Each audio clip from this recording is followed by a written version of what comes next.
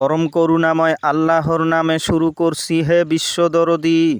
আজ আলোচনা করব স্বর্গীয় বা জান্নাতি শব্দ শোনার জন্য নিজের কানকে সর্বদাই প্রস্তুত রাখতে হয়।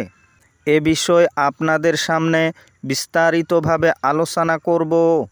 আপনাদেরকে রিকোয়েস্ট করছি ভিডিওটি শুরু থেকে শেষ পর্যন্ত ধৈর্য সহকারে শুনবেন। দেখুন দরদী, স্বর্গীয় ধ্বনি শোনার জন্য দয়াময় রবের গুণ দ্বারা আপন অন্তরকে পবিত্র করিতে হয় এবং মনের অবস্থাকে সর্বদাই সেজদার নিকটবর্তী রাখিয়া নীরবে কান পাতিয়া রাখতে হয় সেই শুভ সময়ের অপেক্ষায়, যে কখন ঘোষণাকারী আপন নিকটবর্তী স্থান হইতে ঘোষণা করেন। এই ডাক বাহিরের কোনো ডাক নয়, এই ডাক আমাদের নফসের সাথে যিনি মহিমান্বিত রব, তিনি অন্তরের গভীর তলদেশ হইতে ডাকেন। বস্তুর বেড়া ডিঙাইয়া রহস্যলোকে ডাকিয়া লইয়া যান। ইহাই হইল সাধকের জীবনের বিশেষ সময়, যাহার জন্য এত এবাদত বন্দেগী করিতে হয়।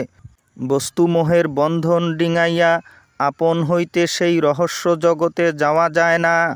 অন্তরে নিহিত দয়াময় রবের ডাকের অপেক্ষায় থাকিতে হয়। সত্যের এই ফুৎকাররূপী ঘোষণা যখন শোনা যাবে, উহাই হইবে স্বর্গীয় ডাক। সৃষ্টির বন্ধন হইতে বাহির হইয়া যাওয়ার মুহূর্ত। এজন্য মনের উপযুক্ত হাল সৃষ্টি করিয়া অতি আগ্রহের সহিত এই শুভক্ষণের অপেক্ষায় থাকিতে হয়, কখন দয়াময় রবের মুক্তির ডাক আসিবে আপন অন্তরের মধ্য হইতে। হে দরদী, ইহা কোনো বাহিরের ডাক নয়, আত্মশুদ্ধির সাধনার ব্যাপার, দয়াময় রবের সন্তোষ বিধানের ব্যাপার, আধ্যাত্মিক জগতে প্রথম পদক্ষেপ গ্রহণের ব্যাপার।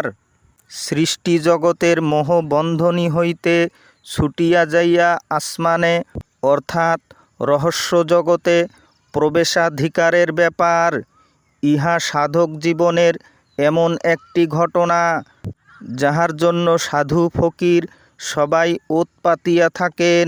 সৃষ্টির বন্ধন হইতে মুক্ত হইয়া সেই দয়াময় রবের করুণা প্রত্যাশী হইয়া তাহার স্নেহের ডাক শুনিবার আশা রাখিতে হইবে। এরূপ করিতে করিতে একদিন সত্য সত্যই তাহার ডাক আসিবে। আজ এতটুকু বলে দয়াময় আল্লাহর কাছে সকলের মঙ্গল কামনা করি আজকের মতো বিদায় নিচ্ছি। খোদা হাফিজ।